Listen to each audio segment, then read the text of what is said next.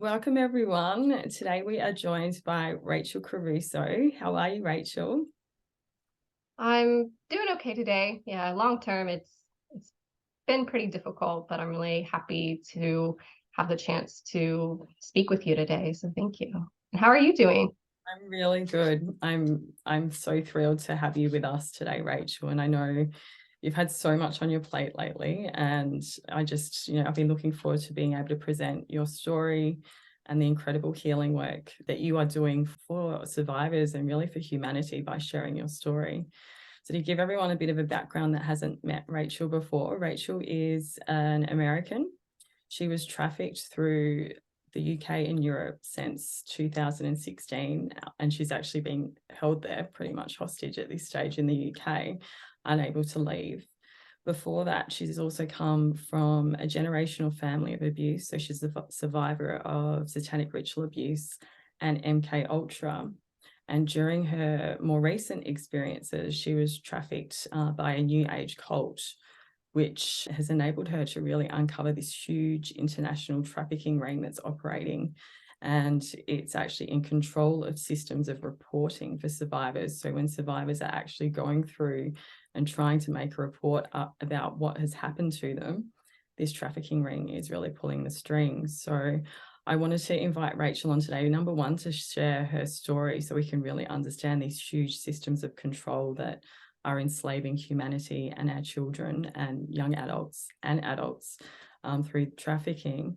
But also, I was absolutely blown away when I found Rachel's work just recently, actually, over the last month. And she is speaking out, she's sharing her story, she's sharing solutions of healing and raising awareness and really giving us this amazing blueprint for other survivors on how we can heal and how we can really be a whistleblower and learn to stand in our power. So welcome. It's so wonderful to have you here, Rachel. And I know, it's not the most bright topic that we're covering at the moment, but we're going to get to the beautiful side of your healing endeavors as well. But I would love for you to share, what your childhood was like, how, you sort of woke up to, the programming of being an MK Ultra mind control slave and also satanic ritual abuse. Sure. Yeah, and I just wanted to add that, we're exposing things and also helping people to know what to do with this information. So I just wanted to preface for the listeners or the viewers, even though we might be talking about difficult things, we're also going to be talking about how to deal with it, because running from ugly truths doesn't solve anything. It actually just embeds the problem deeper. And so just remember that we all have the power to do something, and hopefully we'll be able to deconstruct that a little bit further. Because I did come from a very difficult background. I grew up in a little town called Hagerstown, Maryland, in the U.S., to a seemingly nobody family, seemingly nothing town. But it was in fact just overrun with MK Ultra and satanic control. Um, I I was always aware of emotional and psychological and some physical abuse from my parents. And I was aware that it was really extreme. And my mother was particularly sadistic and just masterful at this psychological manipulation. And sadistic in that her only sense of joy in life was to see me suffer. And just kind of, yeah, sometimes you have to compartmentalize in order to convey like such a emotional and expansive story. So if I pause, that's what I'm doing, recalibrating. How do I describe this? My parents, they split whenever I was around 7 or 8 years old. But I lived with my mother, and so she was the worst abuser. And she just controlled every breathing moment for me. And my father was more, I mean, he was definitely abusive, but kind of in this more passive way. And I knew from a young age that's basically from that age of their separation, something changed in the kind of family dynamic. We have, it was a cult. And so the cult dynamic changed, and my parents started to behave differently. And a lot of people with narcissistic parents will find this when, as they age, their parents treat them differently, because you're not, you're no longer like this fantasy little cute child that they can control like a doll. And around like age 10, I was already aware that my parents were evil, and I started to plot my escape. I had an older sister, who I had like a strained relationship with. She's now a sociopath. She's also a perpetrator of the abuse. So everybody in my family was a perpetrator of abuse. I have never encountered anyone in my family who is innocent. Wow. I didn't get a chance to escape my family. Well, I didn't get a chance to run until I was 18. Um, and my family were still able to have access to me for abuse because it was satanic ritual abuse and MK Ultra. The nature of this programming, though, is that you're not aware it's going on. So you're given like this cover story for what your life is. And so I fled from my family, but I was funneled into the arms of handlers who were like friends, employees, um, employers, boyfriends. And I was in a particularly abusive relationship with a man who was a handler for about 5 years off and on. His name is Adam Davies, from Williamsport, Maryland. And he was actually a protege of Epstein, who was one of my abusers. And when I broke away from him, finally, it took me like 4 tries. The average for somebody escaping a domestic or intimate partner violence is 7 times until they finally break clean, Sure. if they're not killed. And so after 4 times, I finally broke away in 2012. So I was about 23, and I finally started to do things that were for me, that I wanted to do. And that included exploring healing and spirituality, just very incrementally. I was caught up in these horribly exploitive jobs in the retail and restaurant industry, which I would then come to realize were just straight up trafficking us, a lot of MK Ultra programming. And in 2014, over my 25th birthday, again, this is what was happening to my front personality, the what I was always conscious of. I went out to celebrate my birthday with my coworkers, in Frederick, Maryland, which is right next to Hagerstown. And I was drugged. My drink was drugs. And I blacked out for hours. But also 2 of my coworkers were sharing a bed with me. Like, this is what I always retained memory of. And they started having sex with me in the bed. And yeah, and then the next day they were like, "Oh yeah, we think somebody drugged you." I was like, "Well, thanks for taking care of me." Because they also said, "Oh, we didn't know where you were for hours." Okay. And so what was happening to my front personality, my birthday actually came and went. It was like a couple days before my birthday that we were celebrating, because it was her birthday too. And we celebrated more on closer to her birthday, that coworker. And I actually became really, really ill. My theory was that the drug, I think it was Rohypnol, had lowered my immunity, and I had a virus or something, and became really ill because Rohypnol leaves your system within hours. The effects don't last for more than a day. But I was bedridden ill. I literally couldn't move from bed for several days. And in that time period, my birthday came and went, and nobody even acknowledged me on my birthday. And and things like birthdays, holidays, um it's like you reflect on your life, and you almost use them as a barometer of your life, of like your success and happiness. And I became suicidal, actually, because I was like, this has been a horrible life, and I've tried so hard to make it work, to move forward, to have a fulfilling life. I've tried so hard, and it's empty. I felt empty. My life was empty, it was devoid of any connection. And of course, I didn't know it was because I was surrounded by perpetrators and handlers, as MK Ultra is designed. Wow. So I actually planned to kill myself. I was fully emotionally and physically committed to that. The only issue was I couldn't move. I literally couldn't move to do it. Wow. For like 4 or 5 days. My bathroom was right next to my bedroom, and I think I only managed to make it to the bathroom twice. I literally crawled to use the toilet. Like, that's how sick I was. And something happened. It was actually over the spring equinox, because my birthday is just a few days before.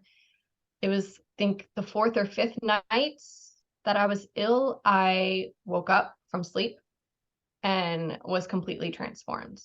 So I had a spontaneous spiritual awakening.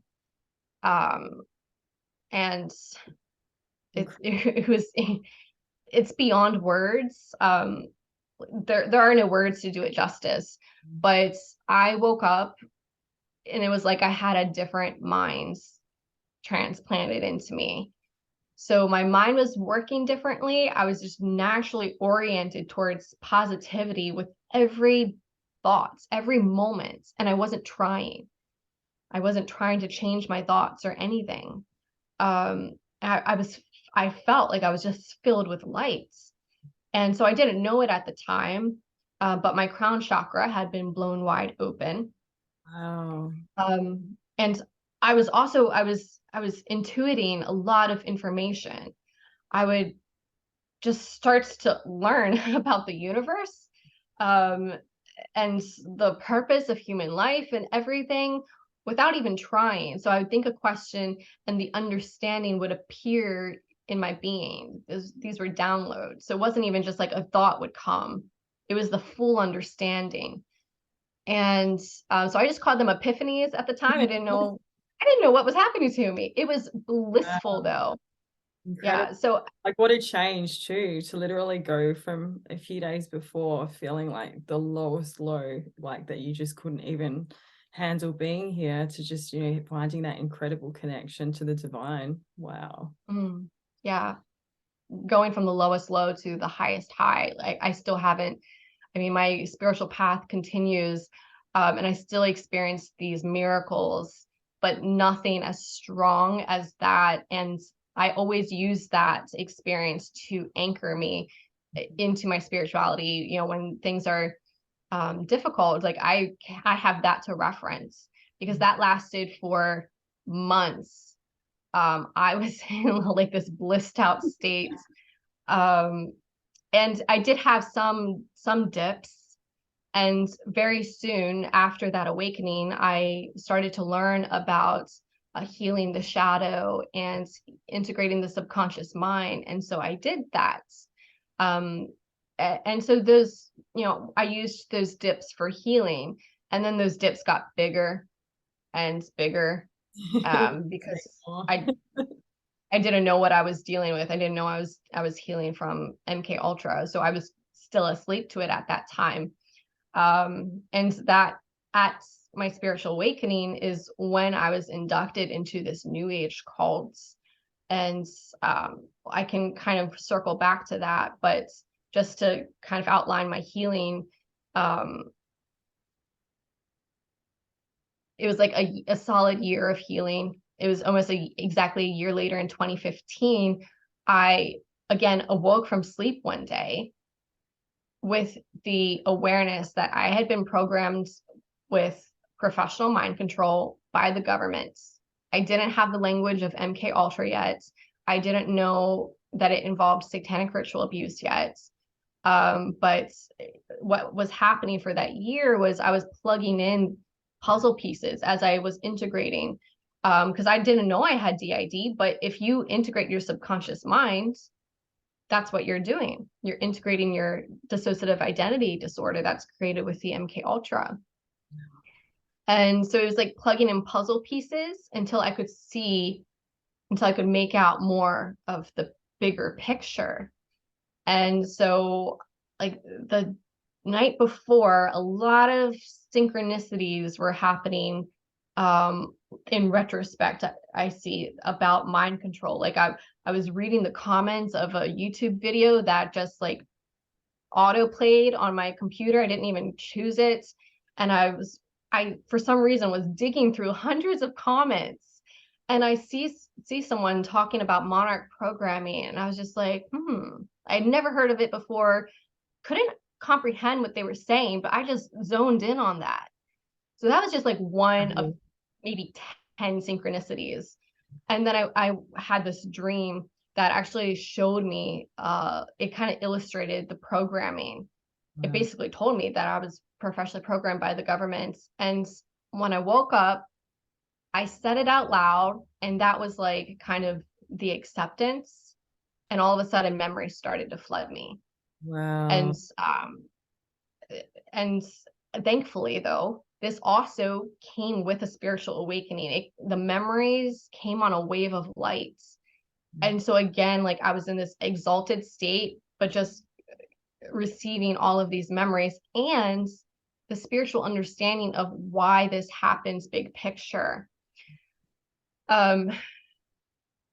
So that's how I came to be aware. And then in the months following, more memories started to return with satanic rituals. And then ever since, it's a lifelong process of healing and memory recall. So of course, so many more memories have come since then. And that's how I woke up to my MK Ultra.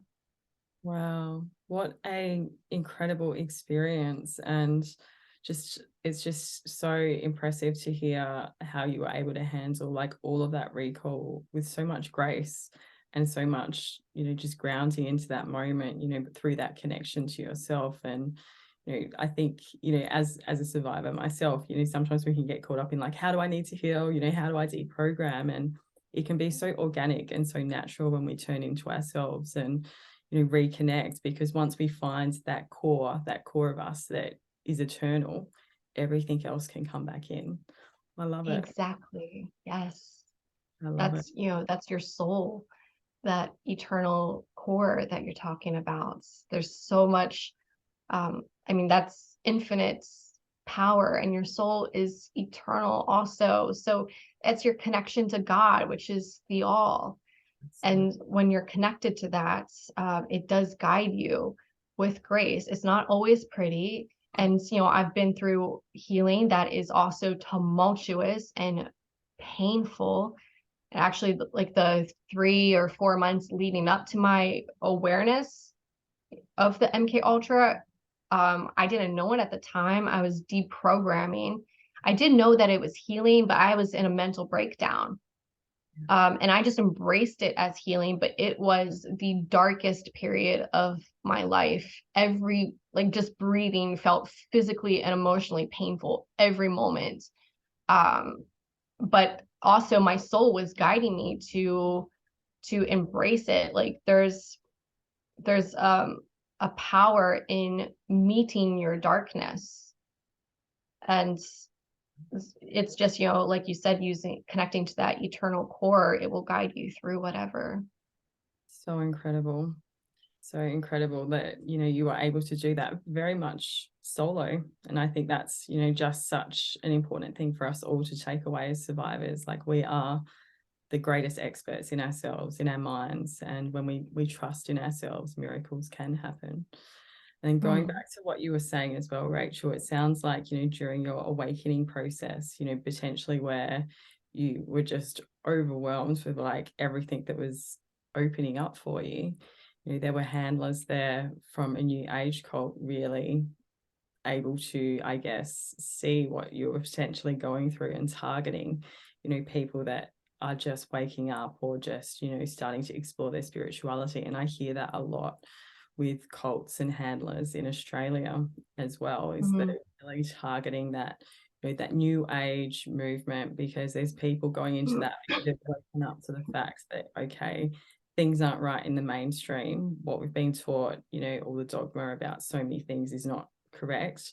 So they're looking for alternatives. And yet there's these, monsters that are dressed up as light in that side of things that are really preying on survivors, often before they've even woken up to the fact that they are survivors, and they're so susceptible to that programming. Yeah. Exactly. Yeah. People are looking for guidance once they uncover this darkness. They're looking for guidance of making sense of it, understanding, finding out more, knowing what to do. And it's just like you said, wolves in sheep's clothing, because there's deception is layered. It is multi-layered. And when you have a targeted individual, like MK Ultra or SRA survivor, that deception is designed to follow and surround them no matter where they go. So there's plan A, plan B, plan C. Because you also always have an element of free will in things. And so, if you make a choice down path A, there's going to be people zoning in on you and also filtering out genuine people, so that they can create an alternative narrative of deception, so that they can also monitor you and control you physically, emotionally, psychologically. And then if you start to separate from that path B, they already are very much aware of the potentials of your choices, because they've been deconstructing your psyche your entire life. And so they're already prepared for how to intercept that. And even if you make a choice that they totally didn't prepare for, actually, they're set up in society everywhere. So even if they weren't expecting you personally, they're already there building deception and control. So the New Age cults was actually introduced to me it was designed as though it was introduced to me in 2014, but the cult leader was actually one of my perpetrators throughout life. She's 5 years older than me. And, sociopathy has its seeds in childhood. So even though it's not like technically diagnosed until adulthood, it starts to form in childhood. And so this person was, from my memory, exhibiting these signs of a personality disorder around age 10, like very sadistic. And so by teen years, she was willingly participating in abuse. She enjoyed it. And that is Teal Swan.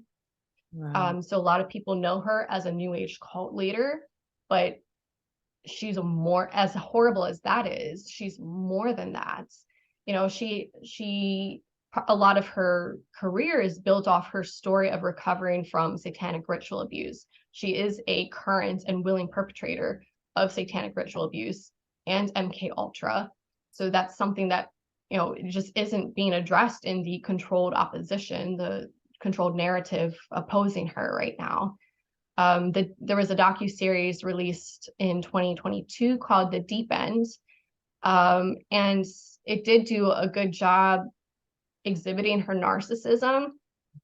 However, a lot was distorted in that as well, like painting Blake Dyer, her right-hand man, as one of her victims. He's not. He's a willing participant in the same kind of abuse. He's a co-conspirator.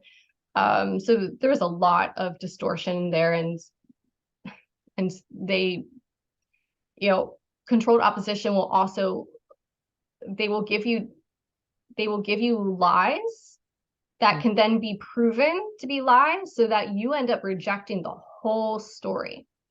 So the documentary makers, they actually doctored a lot of it. And you can kind of tell as you're watching it, like almost no, very often you can't see who is speaking. The camera's not on that person's mouth. And that was kind of weird. And then Teal was able to, and I also know from personal experience, some of what they were showing was false.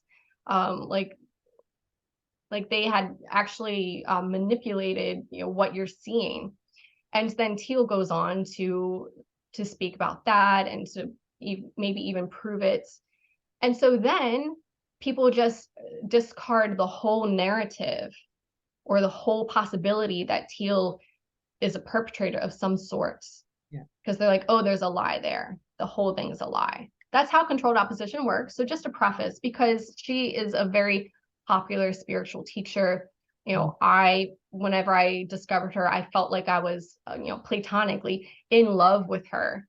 But if you feel addicted to a person, like a lot of people do with Teal Swan, if you feel addicted to their content, this at least is codependency and a trauma bond. Yeah.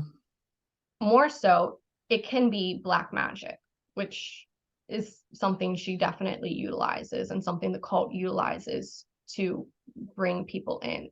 So, there's a lot more going on Isn't there? than a low level of deception with her cult. It's very deep. Wow. That is really shocking to hear. Not in that it's that surprising, because we see so many fronts for these trafficking, networks being put out as public figures, and they're really used to funnel survivors in. But it's just, it's so sad to think of the, number of survivors that would be watching and listening to that person who is a known perpetrator and just not know any better. And like you said, they'd have those real addictive tendencies and that whole power structure in play because of their own trauma. And these people know that what the triggers are. They know how to, have a mind control slave want more, want to take that advice. So it's so scary, and it just shows how very, very aware we all have to be, especially during that vulnerable stage of healing. And I see, this happening even in Australia with survivors getting caught up in New Age movements, survivors getting caught up in a whole lot of things. And, I think we all really need to remember that the New Age was set up by the cults, the family cult, the Great White Brotherhood.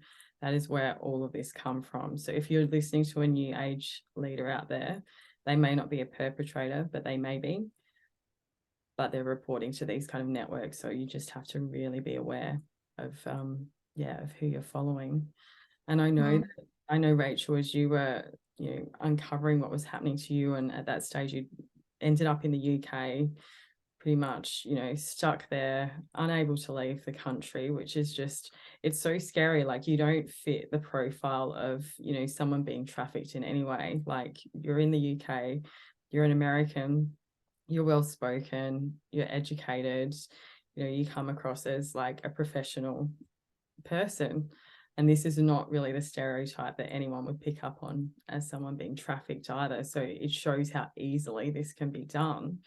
And I know that while you've been in there in the UK, you've really uncovered just even more extent of the corruption in that country around the reporting. And that really hits home, because we have so many fronts that are set up as charities, as helplines for people, that are suicidal, charities that are meant to be helping survivors. And it's common knowledge amongst people that have done their research, and there's survivors speaking out about their experiences now, that these are being used to identify and even to reprogram and then traffic survivors. So what Rachel is going to tell us about now with the setup over there, I don't think it's just happening in the UK. Like, this model is being used everywhere. Like, I've heard of it in America as well. So yeah, I'd love for you to share what you uncovered, because I think that's really important as well. Yeah, and you're right. It is everywhere, and it's interconnected. Like, this is a global system of control. Countries aren't countries are working together. So, all of the perpetrators or all of the kind of general there's different kind of systems of control throughout my life. They're all interconnected and working together. Like these perpetrators know each other. They are conspiring together. And it doesn't matter what country or what kind of area of my life it is. And actually, before we get to that, I just wanted to circle back real quick just to acknowledge to everyone, when we're talking about the New Age cults, we're talking about the cultism.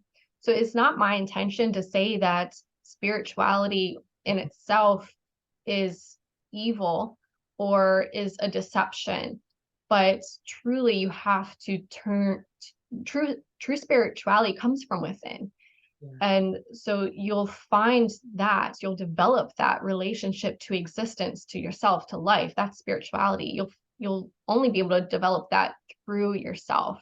Mm-hmm. And so I just wanted to clarify that it's the cult factor, which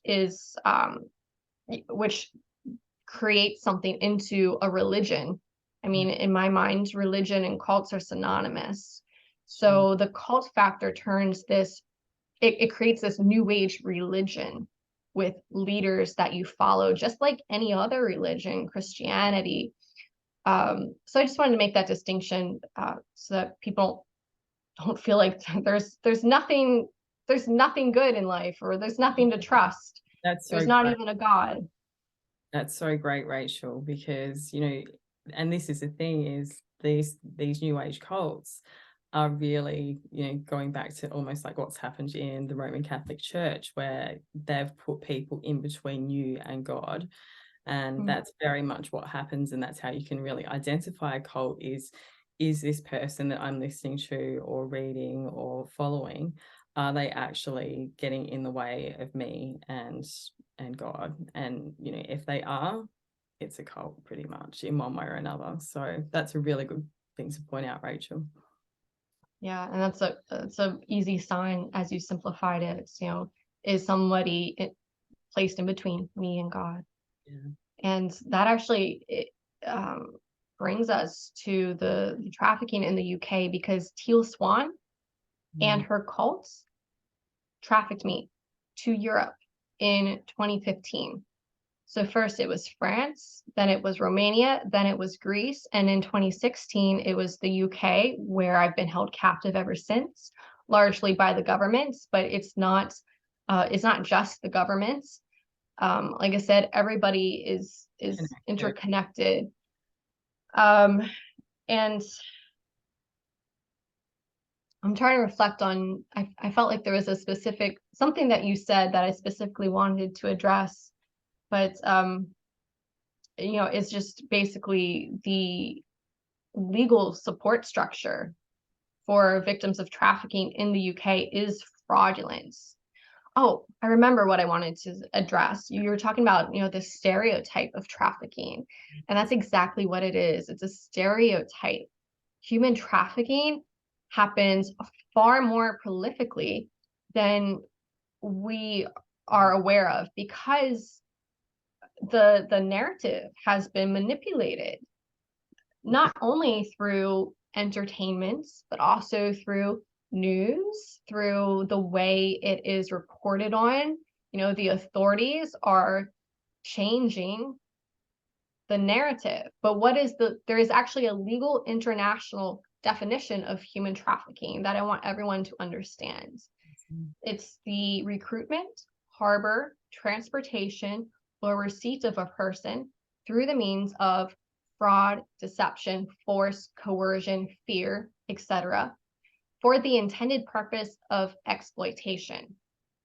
Wow. So that's broad. That happens way more frequently than, this kind of this false narrative of, somebody foreign from select countries are transported in the back of a van and their passports are taken from them. Yeah. That's Hollywood. That does happen. But this Hollywood version of trafficking is not all that there is. Wow. Wow. And it makes sense that so many people wouldn't be able to identify, even whether they were being trafficked in some instances, especially if you've undergone programming as a child or MK Ultra and you have really poor boundaries, because it's a sliding scale. Like, you could be with a partner who's a handler who puts you under mind control and you don't have memories of certain things. It could be an employer, like you've experienced as well, Rachel. So, it's not, this, like you said, the Hollywood stereotype of just being a pimp all the time. It can be completely different, and all different sorts of abuse, from, sexual abuse, experimentation. It's not just, what was shown. So I think that's really important as well. Exactly. And people need to understand satanic ritual abuse and MK Ultra through the lens of trafficking. Anything to do with SRA or MK Ultra is by definition human trafficking. And there's just so many other ways that the trafficking can take form, can take shape. And in the UK, they're starting to acknowledge that, but again, in a very controlled way. So there's been these engineered grooming gangs, as they call them, where it's largely, I don't know if this will get us censored because it has in the UK, so I'll be careful with my language. But it's largely men from a certain Middle Eastern country, from a certain religion, who are targeting young white British females, teenagers, young adolescents, targeting them in public spaces, grooming them for sexual exploitation. And grooming is also a key term for people to understand. It means being conditioned to become complicit to your own abuse. Yeah.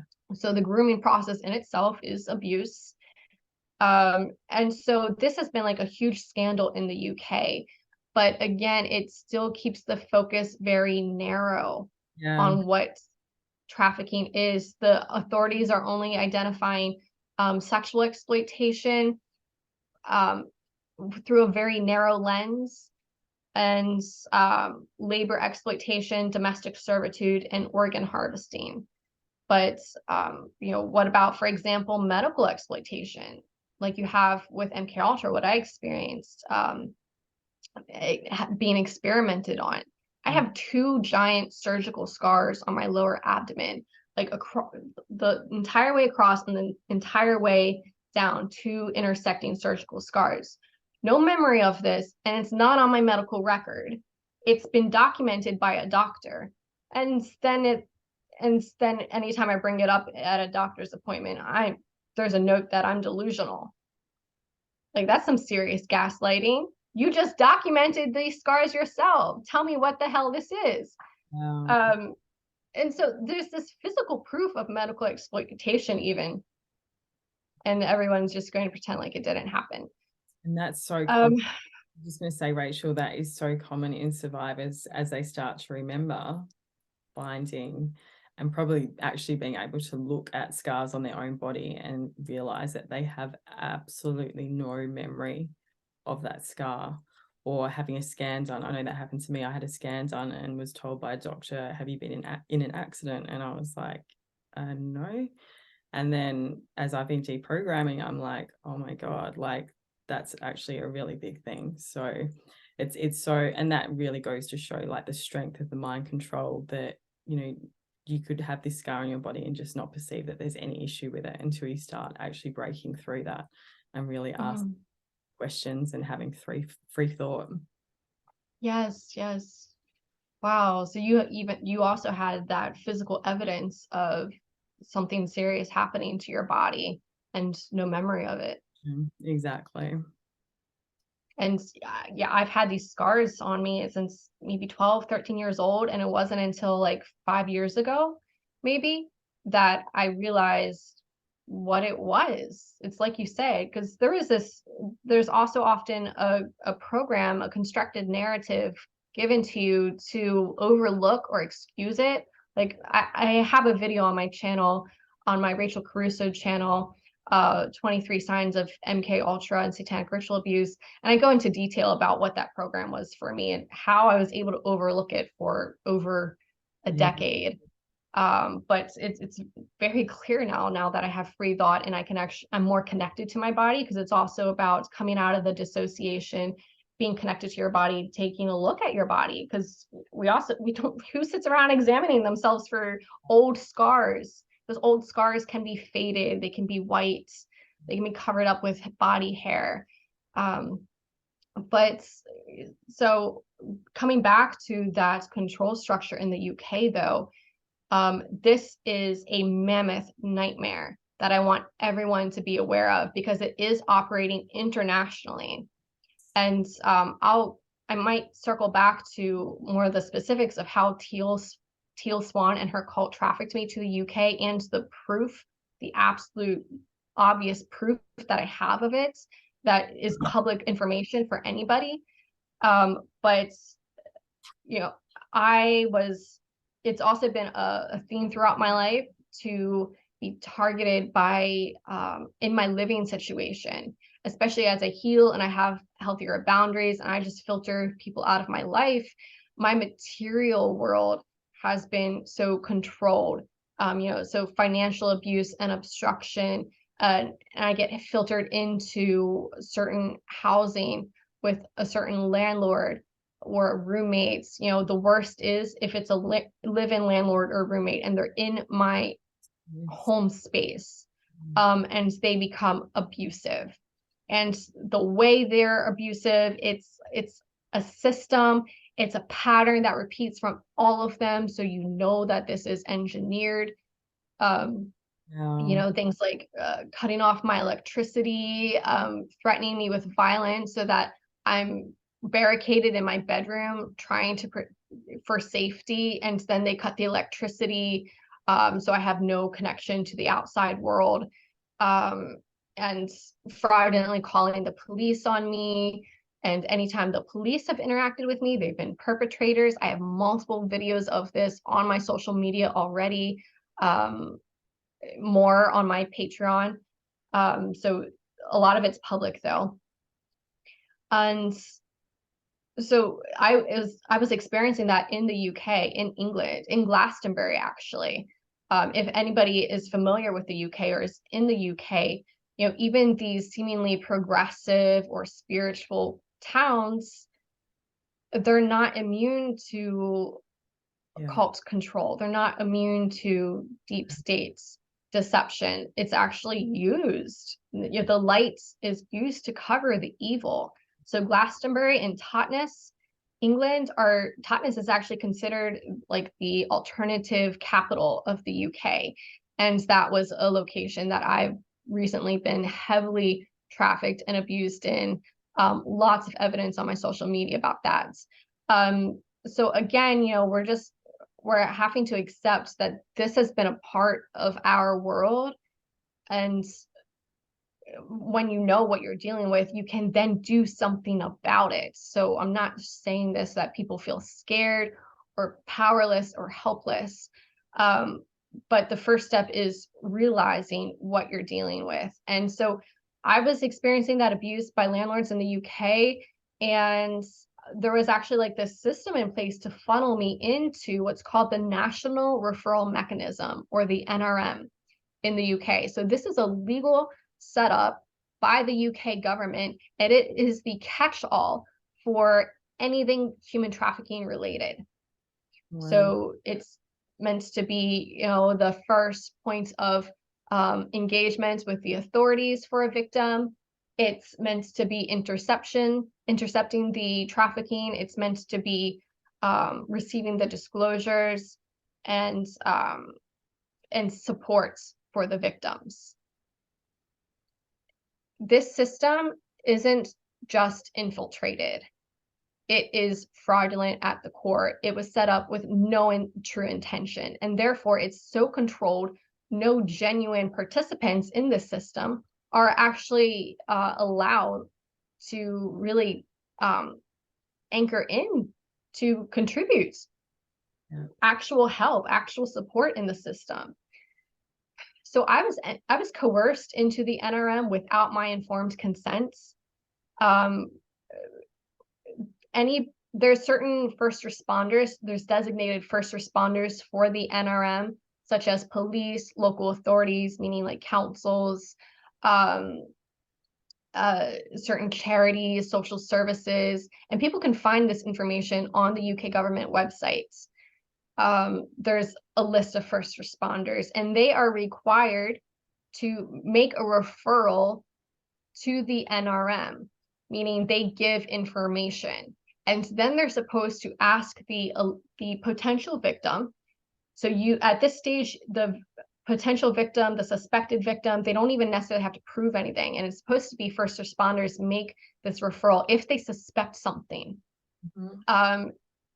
But they're also supposed to ask the potential victim if they want to engage with the NRM and give their identity. So this was a very blurred line for me. Like nothing was explained to me. And through this whole NRM system, it's a legal system. It's not through the court of law necessarily, but it's a legal system that nobody's properly explaining to you. And you're in the midst of being trafficked. And so basically you're conditioned or coerced into handing over your power to all of these authorities, these first responders, who basically just tell you what to do. They're like, oh, we know the system, we'll tell you what to do. And so I ended up coerced into the safe houses that operate within the NRM. It's also important for people to know who is running the NRM. So the Home Office, that's the UK government, they have set it up, but they have designated the Salvation Army to head up all victim support services. So the Salvation Army also has a CD background in Australia in particular. I've been caught up in trafficking and child experimentation here in Australia. So is that already known to be connected with the Salvation Army there? Definitely. That's wow. Because I've also seen like their involvement in war prison camps in Australia. I believe they have some ties to Nazi Germany. And if you're able to also send me any information on, we've had survivors speak out about their experiences being trafficked as children, and it was involving houses set up by the Salvation Army and experimentation done by them. Yeah. Wow. Yeah. That fills me with so much hope that people are speaking out about it, because I haven't, like the Salvation Army has been so central to my views, and I haven't found anybody speaking to that level of really what's going on. So thank you to all the survivors who are speaking up. It's making such a difference. It's connecting all the dots, isn't it? All these stories from all over the world. It's really connecting. Yes. Yeah. Yes. I mean, in the age of the internet, we're able to do this, because otherwise, and that was some of the control with the safe houses.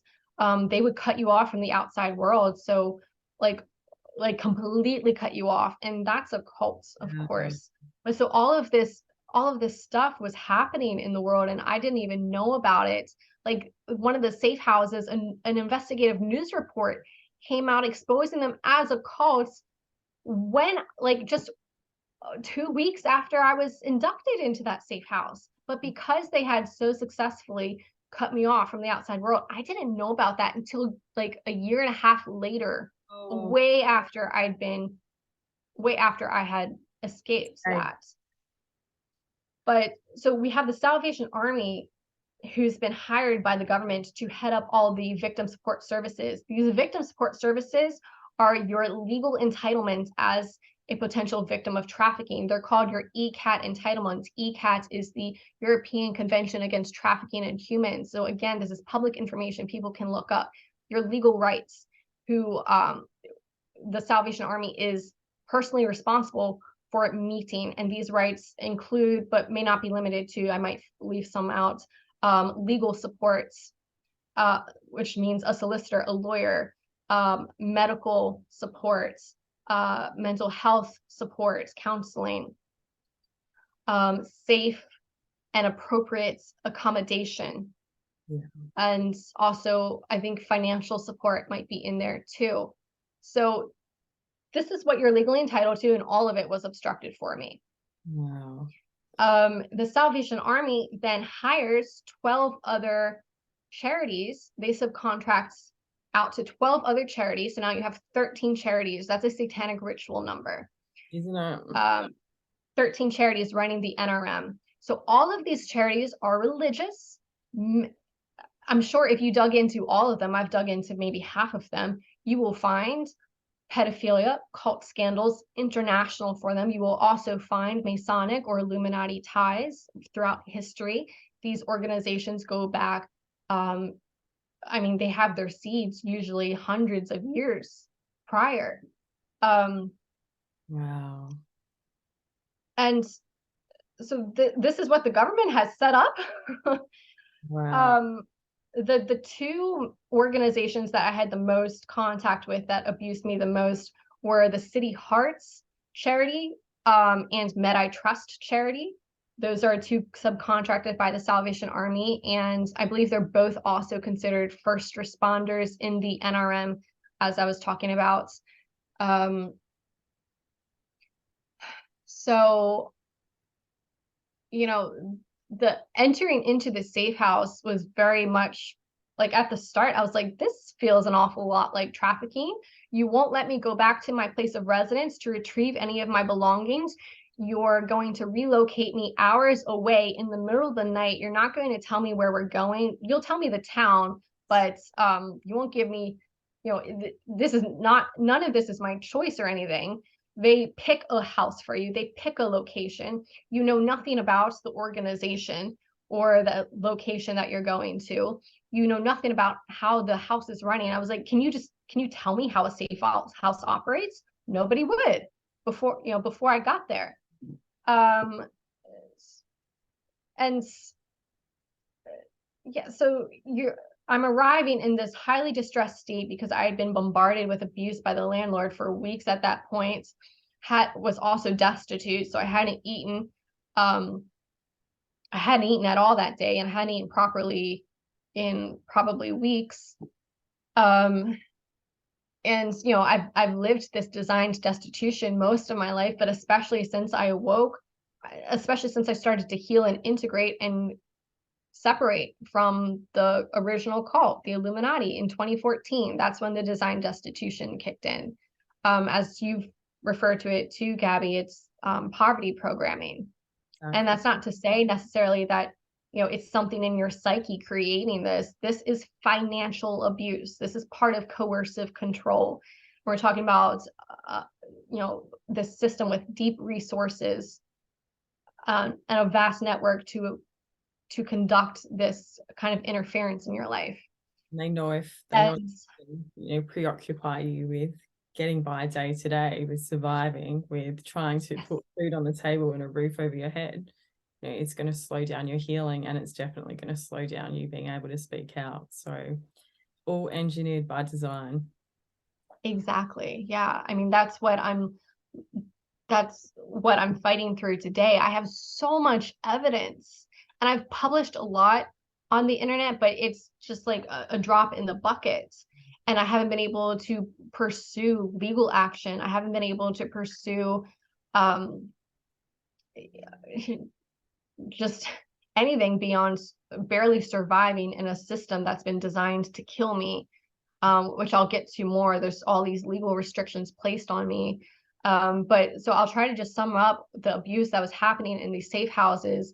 I mean, it became clear very soon that it was completely Illuminati, that it was MK Ultra.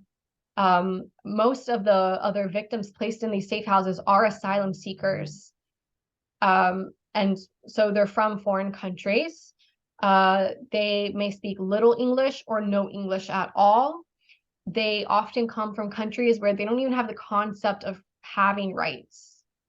So, coming from America, I had a different vantage point. Although, I never lived with privilege or anything, even though I'm white American, it's the stereotype that people have. And I've ironically been discriminated for being American. Like, oh, nothing bad could have happened to you because you're a white American. And oh, you seem to be educated. Like, I'm not. Like, I don't have any degrees or anything. So it's these stereotypes people have, but are deliberately used by handlers in the system who wants to gaslight you and oppress you. Nothing bad could happen to Rachel. And so the other victims mostly come from other countries. I would even ask in the safe house, the Med I Trust was the first one that I was entered into in Swindon, England. It was actually in Royal Wooton Bassett. It's this small village in England where they have the safe house. I'm allowed to say the town. They're still stalking me. These organizations are literally cyber stalking me to this day and cyber harassing me. Would that be happening if they were legit organizations? So it was a lot of gaslighting. Like, at first, like, just stepping into it, it felt very Twilight Zoney. It felt creepy, like the safe house, and how the other victims just kind of wandered around like ghosts, and the staff that were there, the way they treated them. So everyone was heavily medicated. You were treated like an absolute object. If you have any concern or complaint at all, it's, oh, you need a pill, we'll take you to the doctor. And oh, they have a designated doctor for the safe house residents. So it's not just, so they have, in America, we'd call it like a practice or a doctor's office. In the UK, they call it a surgery. And so not only do they have a designated surgery, but they have a designated physician, or a GP, as they call it, general practitioner in the UK. They would even make house calls to the safe house. So you don't even have a chance of interacting with another doctor. Yeah.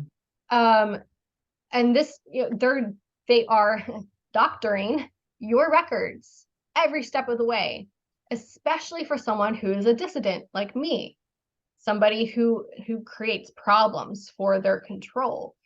All throughout my files, everything is doctored for their narrative.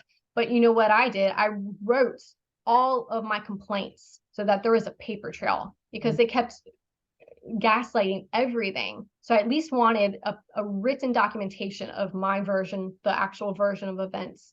And then you can see how they're trying to control it. Like, I'm diagnosed as delusional by the safe house staff, who are not professionals, who are legally allowed or equipped to diagnose you. And survivors are dismissed as delusional. I mean, and a survivor of any kind of abuse. So common, isn't it? It's just like, pull the mental health card, this person's unstable, their story's just thrown out. Wow. What a scary situation, like going from what you'd experienced into this horrific organization.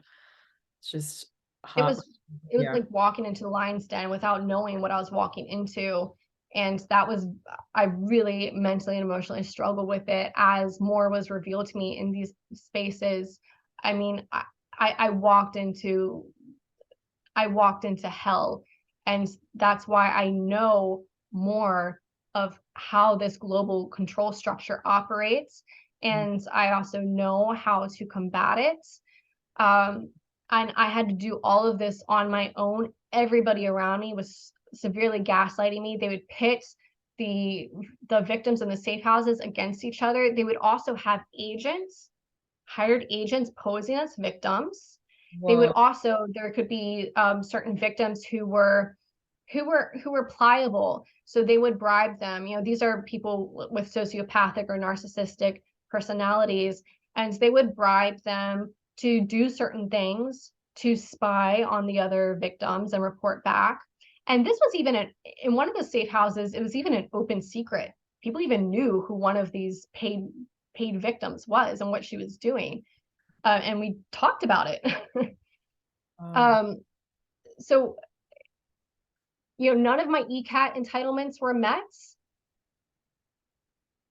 And that it's a lot more to get into what the NRM is and how it operates. So I won't do that for the sake of time today. But essentially, the safe house trafficked me to another safe house through massive deception, a lot of lies. They forced me out of their safe house, and they said, and the Salvation Army was a part of this. And they said, if you don't accept our other safe house assignments to another organization, which was City Hearts, then you will be on the streets, and then you are liable. You have no recourse to public funds, which in the UK, it's this technical term that to mean you don't have a right to any government assistance. So the safe house is all you get through the NRM. And they would give you 65 pounds a week was what the government gave you, but the safe house was taking like 20-30% of that. So we were only receiving 50 pounds a week to live off of. And you sign a contract for this. Oh, that's something that I wanted to explain. You arrive in this seriously distressed state. A lot of it's engineered. And instead of like making sure that you feel safe and your physical needs are met, you first have to sign dozen at least contracts before they will provide any support, like a fucking meal. So wow. I arrived, from this and everybody is arriving from chronic abuse. I was sleep deprived, hungry, so very easily controlled. These are known tactics of control and torture. And then I'm forced to sign all of these documents that aren't properly explained to me, all of these contracts that aren't properly explained to me before I get anything. And that includes like signing away like a third of your money for Wow. their bills. It's even written, we believe it is reasonable that you provide 15 pounds a week towards the house's bills. What? You receive that money from the government. Why are you taking 60? We get a nominal amount and you're already taking a chunk of that from victims of trafficking. What? So, this is something that the safe house has taken upon themselves to do. Not all of them do that. Like, Wow. and this isn't regulated by the government. So that's No, something else. There's no oversight. yeah, a lot of people would be like, oh, all of these charities are regulated by the government, all of their projects are. When you actually start having a look at them, you find that is completely not the case. It's just like they're being run like a corporation, they're doing their own thing. No one's really holding them accountable. And quite often, like I know you've presented all this to the local news, etc., it just gets squashed. Like if anyone complains, these charities are so big and so powerful, they just shut it down. Mm-hmm. Absolutely. Yeah. There's no quality checks even from the government. And people can find there are reports on this, just criticizing how the NRM works and that there's no real quality check or involvement from the government. And so then I was trafficked to City Hearts Safe House in Sheffield, England, and City Hearts is founded and operated by the founders and pastors of the church called Hope City, Wow. which existed in Sheffield. In fact, in Sheffield, the headquarters for City Hearts Charity was in the same building as their church. And the victims would also go there for counseling, which was MK Ultra reprogramming. I have a video that's actually the one that I sent you whenever I first contacted you of the programming trigger codes they have hanging in the hallway exclusively for the victims of trafficking around the counseling office. These are blatant trigger codes. We're talking about black and white prints pyramids and checkerboards and stick figures, and this is framed and hung on the walls as though it's art. So people can check that out. YouTube removed the video, but it's on my BitChute channel. It's called Damning Symbols. If you type in damning symbols with my name or something, you should be able to find it. And so same kind of abuse there. I started to press more for accountability and complaints. I would send like 10-page complaints, just nailing them in their lies, like deconstructing the trail of evidence of their lies. They also attempted to murder another victim, and I intercepted in that, and that was one of the reasons they came down harder on me, and one of the reasons why I fought back more. That victim has, I have it recorded for my own reference. She has given me permission to say her name and to say her story. Her name is Rakia Bibi. She was a Pakistani woman who was applying for asylum, obviously a trafficking victim since she was in the safe house. When she came, she first tried to apply for asylum, and she was put into she was put into government housing for destitute asylum seekers. No lock on the door. She was targeted by a man who from the street groomed her until he broke into her bedroom door that had no lock, while her housemates enabled this. And then he raped her, stabbed her, and when she went to court, the judge told her that she was a prostitute and she stabbed herself. And then she got filtered into the safe house, where she was abused more. Like I said, all of these people are heavily, heavily medicated. There was one woman who was like proud of the fact that she would sleep from 12 to 20 hours every single day. And she said it was because of the medicine. And they did this for years. Some of these victims were in the safe houses for at least 4 years. And the NRM says it's for 45 days. 45 days to move through the NRM. That's bullshit. Yeah. You're held captive there and everything is slowed down. And then they blame it on the system. The system is broken. No, you designed the system like this. State-sponsored trafficking. Oh. Yeah. There's so much medical control too. Like for Rakia, they set her up to have a stroke. They set her up first for type 2 diabetes. You know, this is something that is curable. They did not help her properly with her diabetes. She had no idea what it was or how to manage it. So then they would give her the wrong medicine, wrong time, wrong dosage. They didn't educate her about her diet, or they'd give her foods. They would directly give her foods that they knew she shouldn't be having, like candy. I'm sitting there and everybody knows this woman has diabetes. Yeah. And we're in the City Hearts safe house. This was one that was classed as a high needs safe house. So we're all people with high needs, and it's staffed 24/7 with people who are trained more. So they're even sleeping there to control you. You're locked in. You're physically locked in the house from like 8 or it's whatever time they feel like unlocking the door. It's no actual time. There's no boundaries. Whatever the time they feel like unlocking it in the morning to 10 o'clock at night. Wow. And you have to be in your bedroom and quiet at 10:30. So you even have a bedtime. But, you know, so a group of us are sitting in this room and they give Rakia candy. And I said, Rakia, you shouldn't be having that. And their faces give them away all the time. They're always smirking and it's just so creepy. It's so eerie. And they smirk at me and they're like, oh yeah, maybe Rakia, are you sure you want this? Like you just tried to give it to her. And she doesn't understand even that she shouldn't be having it. Mm. And so it's things like that. She also had high blood pressure. There were other risk factors that were engineered for her. She did end up having a stroke. The stroke was engineered. All of the risk factors were avoidable. The stroke itself was avoidable.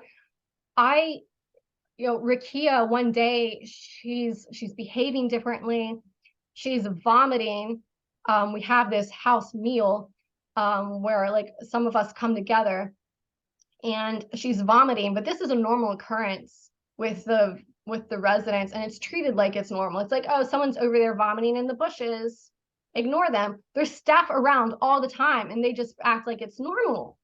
Yeah. And so I approached Rakia, you know, like I knew I always had to do everything very discreet, very on the low. And I wait until we're alone and I ask her if she's okay. And she starts to tell me that how she's not feeling well.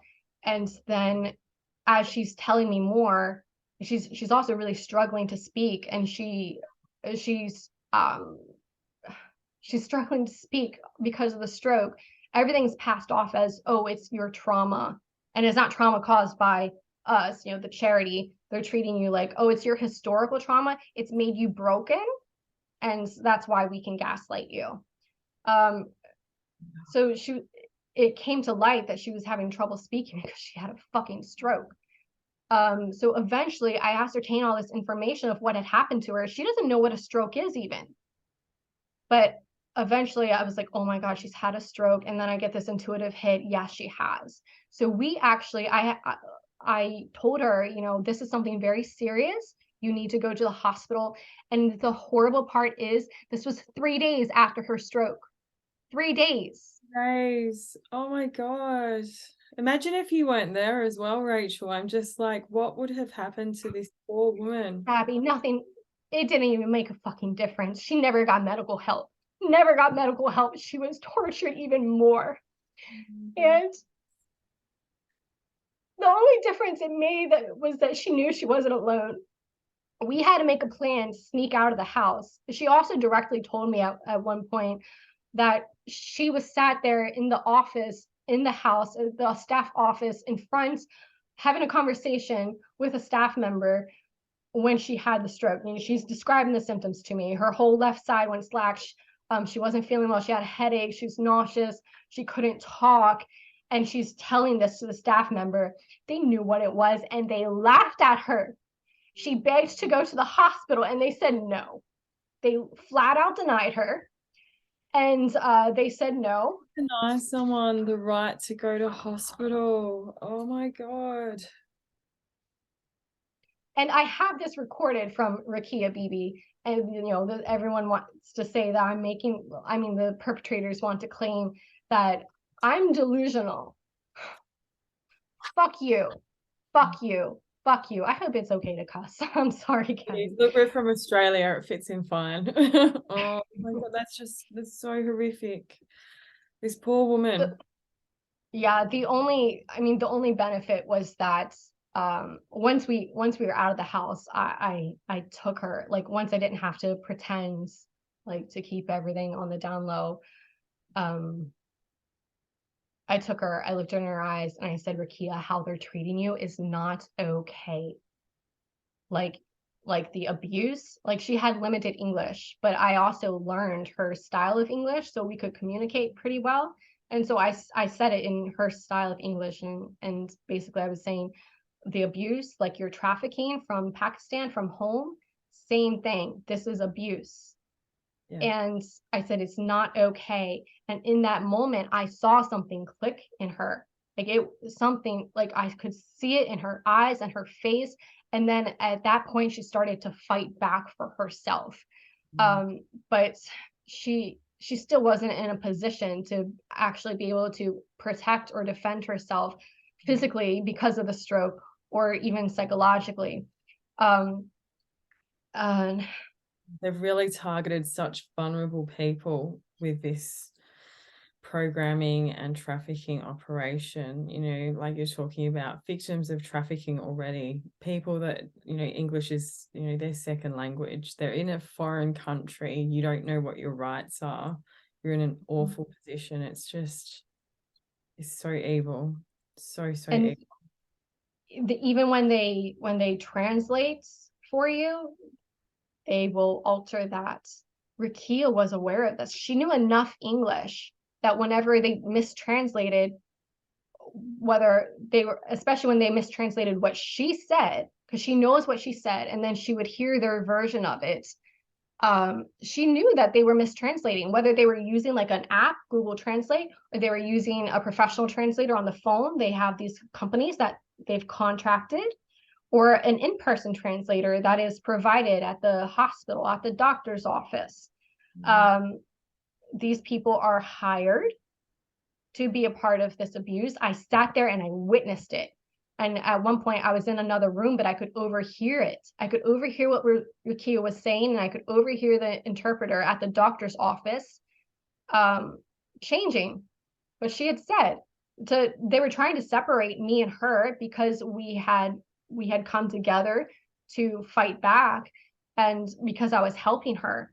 One person alone, they will easily bury you in accusations of delusion, and they will alter the narrative. But when you have two corroborating witnesses, that's damaging. So they upped their torture for both me and Rukia and did everything they could to separate us. And they did physically separate us, and they didn't even try to hide the fact how corrupt they were, the laws that they were breaking, especially with Rukia. They had a Muslim Pakistani manager for City Hearts named Roxana Parvez.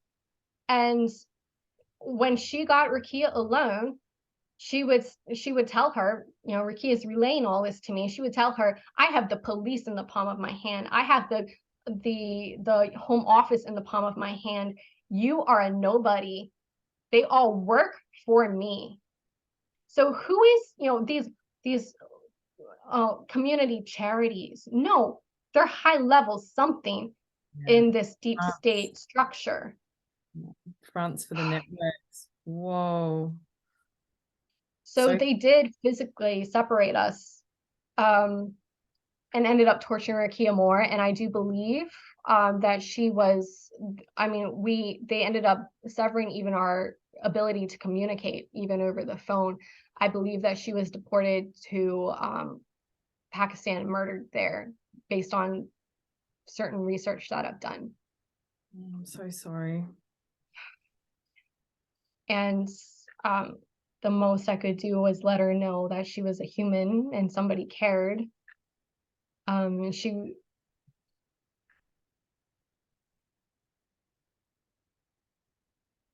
Oh, Rachel, it's just awful. It's so awful, to think that like this is happening today.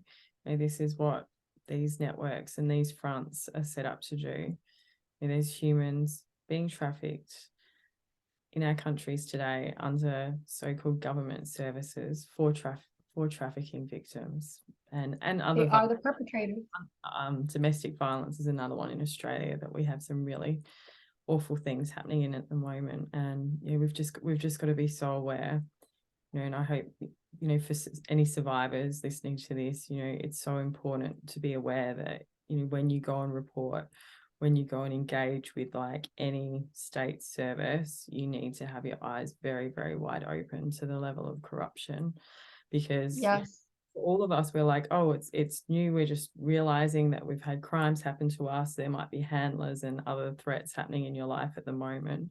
But you do have to really weigh up what you do in terms of reporting, because you can engage a lot more.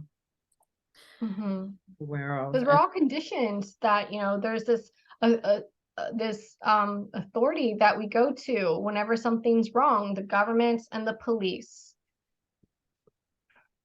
Like these are meant to be avenues that you can pursue help and justice, but these are not the authority. They aren't the all consuming power unless you give them your power. But we cannot, as a society, keep turning blindly to the police. Like, maybe it's appropriate and helpful for you to engage with the police, but you need to be prepared. And whenever I work with I do intuitive counseling with survivors, but that includes also escape plans and navigating the corruption. So we strategize, how are you going to protect yourself the most and protect your evidence too. You need to be recording everything, every single conversation. you have. If it's not audio, you get it on camera. Most of the time, there's no issue. Like, you're legally entitled to record it on camera, have everything in writing, and what are the red flags, and how to present your information, in in a kind of layered or limited way, testing things out so that you don't compromise yourself or be inducted into more control. And there's just so much strategizing that you have to put in place. So you have to employ your critical thinking and your intuition, and just realize that we need to correct this as a society, that to not turn to others as this reigning authority, that they're going to be the answer for us, because that's actually what's enabled the corruption. It's not that we need to end this paradigm as a society because the system is corrupt, but it's this paradigm which has enabled the system to be corrupt. Yeah. And so it's just this ongoing cycle. We give our power over and they take advantage of it. And we have to take responsibility for that as well, Rachel. Is we have given our power away, and we have been ignorant to what's been going on. We've looked away from the trauma of other people, and even from our own trauma. It's all one and the same. Exactly. As we're facing our shadow as individuals, we need to face it collectively as well, and really realize what's going on. And that's such brilliant advice about just layering, what you're prepared to make public, or report on, and protecting yourself at all times. It's something really important for all survivors to think of. Yeah, because when you're living in the trauma, you don't, and you're desperate for help, you don't think about, oh, I need to strategize, like I'm walking into the lion's den. And just even that thought can scare you. Yeah, you're running from one thing and you could easily run into something just as bad or even worse. So it's so important.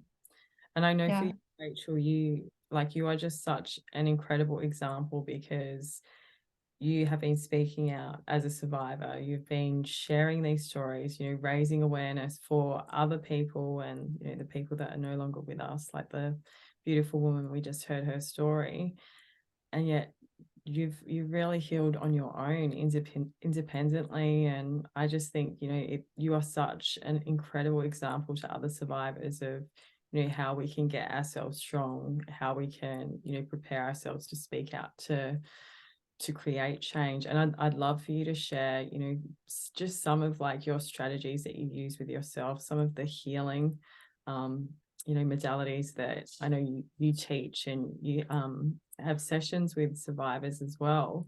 What sort of ideas and focuses do you look at to enable yourself and empower yourself to do what you do? Because it can be tiring, especially when we're throwing rocks at this huge machine every day. Yeah, I've finally hit a stride of grace that I feel confident, like I can rely on. It's not easy. Like, this path I'm on is not easy. But I have a thread of hope and confidence to move forward, which I haven't always had. I pressed forward regardless. Up until maybe like this past year, really, I lived every day completely hopeless, but I pressed forward anyways. Character development is actually an important part of healing personally and collectively. But prior to that is the emotional intelligence, or the emotional literacy, is like your first step to healing. So that's becoming aware of what your emotions are, like what you're feeling, letting yourself feel them fully, validating them, and inquiring with them, why are they there? What is their message? What is their wisdom? So befriending your emotions, no matter what they are, whether it's homicidal rage or absolute despair, or even what we call positive emotions, joy and bliss, because all of this enables you to know yourself on a deep and a soul level. And that's also that's coming out of dissociation and coming into embodiment. connecting to your emotions through your body, connecting to yourself, your soul, and your truth through your body. Because it's not just it's not just people with DID, MK Ultra survivors, or others with DID who suffer from dissociation. We are very dissociated as a society, and then we're conditioned to believe it's normal. And we have all these distractions. I mean, that's the nature of dissociation, that you do believe it's normal and you don't know that something is wrong until you start to recognize, until you have something to compare it to. So when you come into your body, then you can start to feel when you dissociate and it feels wrong, doesn't feel good, or you know something is off. And the first step for all of us to reclaim our personal power is this developing this emotional literacy. That's the start. And there's so many other ways to connect to your body, to heal holistically, because treating yourself as a whole being is the only way to be integrated, whole. So that's physical, emotional, mental, spiritual, or energetic. I was forced to heal on my own. And so I embraced it. My personal my personal strength has been in embracing death, because when you face your fear of death, you actually lose all systems of control that may be placed on you. So true. Because the ego can contain all of these false structures, these false beliefs about ourselves or the world.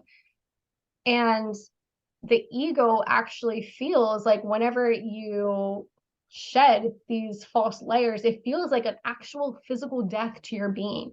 You completely believe that you're literally going to die.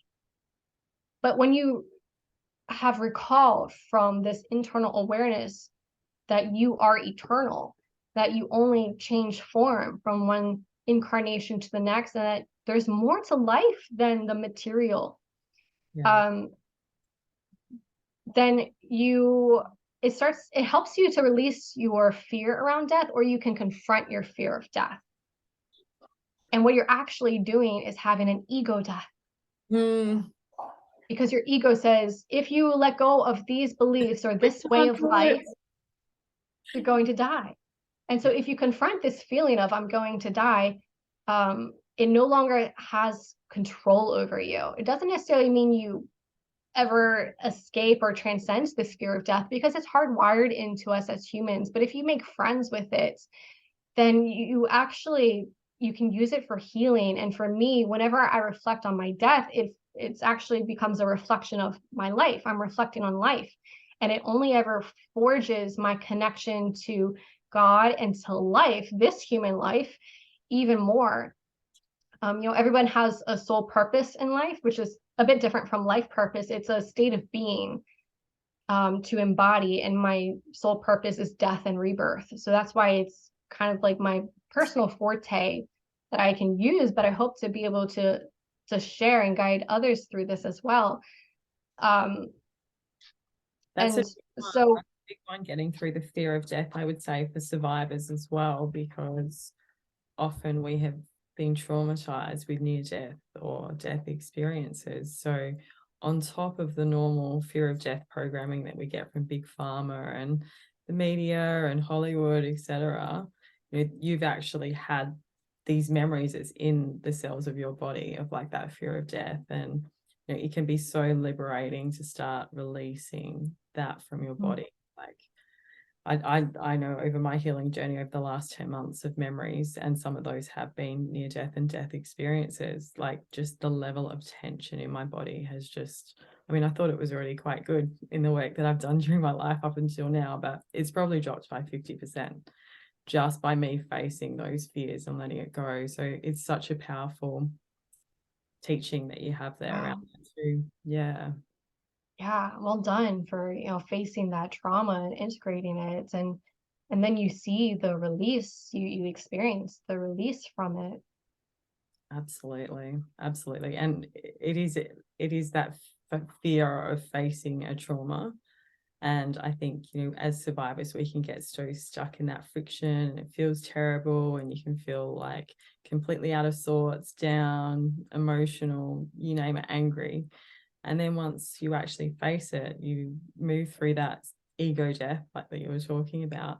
There is this beautiful release, and it's like, wow, there's more of me here than there has been before. So it's all worth Yes, it. absolutely.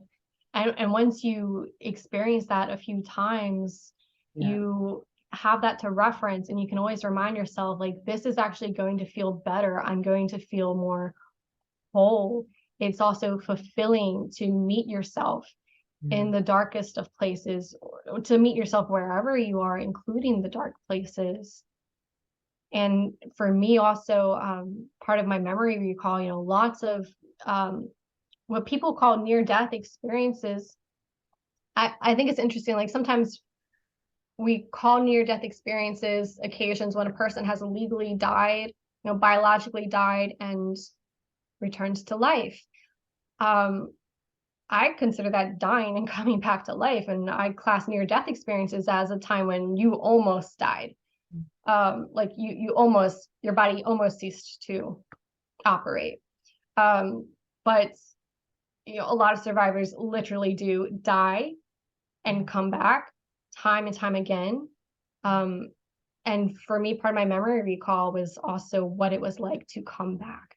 So that was a beautiful experience, to help me release the fear of death and to remember my eternality, because there was a lot of, like, sometimes it wasn't pretty, and a lot of times there was still a lot of pain, but so much compassion on the other side, with God, with spirit, with angels, a lot of compassion from my higher self that sent me back. I chose to come back. I have those memories of choosing to come back. Yeah. And so, like, I'm so blessed with some of these beautiful memories with the really dark memories. Um, and there is something I wanted to elaborate on. Oh, so, well, just if you can release that fear of death, then suddenly so little outside of yourself matters, because our ego is programmed to pick up on perceived external threats to us. Um, but if you make yourself the most important being in your life, your wellness, the number one priority, then you can use that to carry you through all the complexities of healing, all the ups and downs. And I actually recommend that everybody in the world lives their life by this single question. And it's, how can I honor myself in Wow. this moment? That is so beautiful. It brings you into the present moment, because you're asking the core of your being, your heart, or however you conceptualize of that core of yourself. So you're not asking your head, your logic mind, your societal programming, well, what's right, what would be loving. You're asking you, how can I honor myself? And that's how you actually connect to true unconditional love, because that's not a cookie cutter thing from one moment to the next. Loving yourself, it's just an honoring of yourself. And if you ask about the present moment, then you're always in the present moment, you're embodied, you're less dissociated. And so you act on whatever response you get from inside, whatever impulse you get, and you don't mentally justify it or explain it away. You act on it only because it feels right, because you're reclaiming your soul for no other purpose. You're not even doing it to get to healing. You're doing it to honor your soul. Wow. And you act on that, and once you've done that and that moment has passed, you ask yourself again. So you're literally living your whole day by this question until it becomes just very intuitive, and integrated into your life. And so you're not even consciously like having to focus on the question. It's just like a natural way of living. Wow. And that has been what has carried me through and brought me to really specific systems of healing that are quite complex that I've developed myself. Um, it's just, turning into yourself, into your soul's eternal wisdom. Amazing. I love that. Just such a powerful and simple question to move us into our hearts. And I think, especially, victims of SRA and mind control, there are so many structures and so many programs that we're working through and breaking down and integrating in our minds. And that question it just moves you into your heart. It just connects you to your soul. So what a brilliant place to begin. I love that. Your soul will have wisdom for how to mentally, there is a level of mentally healing or deprogramming, but your soul has that wisdom of how to do it.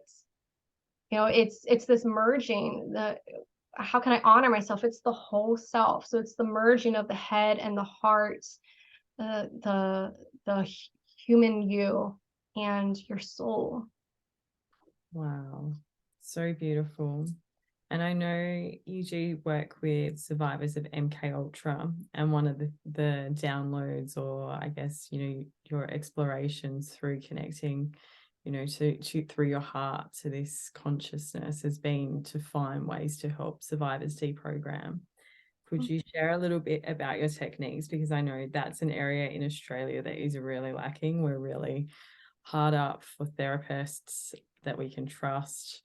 There's a lot of great healers, but they're not always survivors. So they don't necessarily, they can heal energetically, they can help you release things, but they don't necessarily understand, like a survivor would understand, these blocks coming out of us mentally, physically, emotionally, Mm-hmm. and spiritually. So yeah, I would love for you to share some of your process, because I know that a lot of survivors here would be looking for that kind of thing, so they know what sort of services that you offer.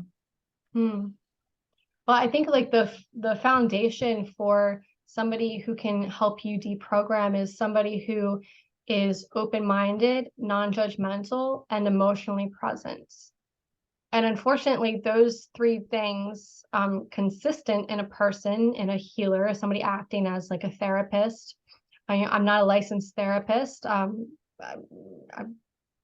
doesn't necessarily mean that I don't know what I'm doing. You have the life experience, which counts for a lot more. And I am self-educated, and I very much, you know, I I very much study what I know with God to develop certain systems. Like it's an ongoing learning process, as it should be for any expert in their field. It's not like, oh well, I've reached a level of knowledge, so that's it. Yeah. But so I work, I'm an intuitive counselor, or an intuitive healer. But for anybody acting in that capacity of counseling you through deprogramming and integrating the trauma, they need to be open-minded, non-judgmental, and emotionally present. And there's a lot of societal programming so that those three attributes tend to have limits, and then that means that they're not fully there. They're conditional. It's like once I reach a threshold of open-mindedness, I can't be open-minded anymore, because obviously survivors are going to be challenging your perception. Like as a healer, they're going to be challenging your perception of the world, and they're going to also be bringing up very difficult emotional things, like a darkness that you would not imagine exists. Yeah. I mean, there's a reason we are dissociated. It's because this level of evil is hard to cope with in the psyche, like the knowledge of what it is. And so I think these are actually can also be matters of character development. So this is something that we should all be working on, because we're all healing collectively. This societal control, this cultism, global cultism, it affects all of us. MK Ultra specifically and SRA specifically, it affects every single one of us on the planet. not only because we are interconnected, but because you are also experiencing it to some degree. No matter who you are, this is a collective abuse. We are operated by a satanic cult. We are thus all indoctrinated into a satanic cult. So we don't even realize it. You know, like Halloween, as an example, how the Western world tends to celebrate Halloween, and we think it's normal. If you really look at it, why is it normal to celebrate torture, pain, gore, death, abuse, and evil? Yeah. Like facing those shadows in like any darkness in yourself, that's one thing. But celebrating and just elevating it to like this level of worship, Mm. that's something else. And getting enjoyment, getting pleasure out of such evil, that's not integrating your shadow. So that's one example of how we're all indoctrinated into this satanic cult. So I'm not talking about religion. There's a lot of polarity as you start to heal between um, like a more independent spirituality and Christianity, as though Christianity is the only way, but with a really rigid Mm. religious structure, Like it's all so given out through the church. Do you know what I mean? Like the Catholic Church. Yeah, exactly. yes. Which is I mean, my there's a lot of, as well. So, you know, yeah, it is definitely a distinct mind control program as you start to uncover the darkness in the world, that this Christian cultism is the only way. So, I'm not here to tell anyone what kind of personal relationship they should have with Jesus.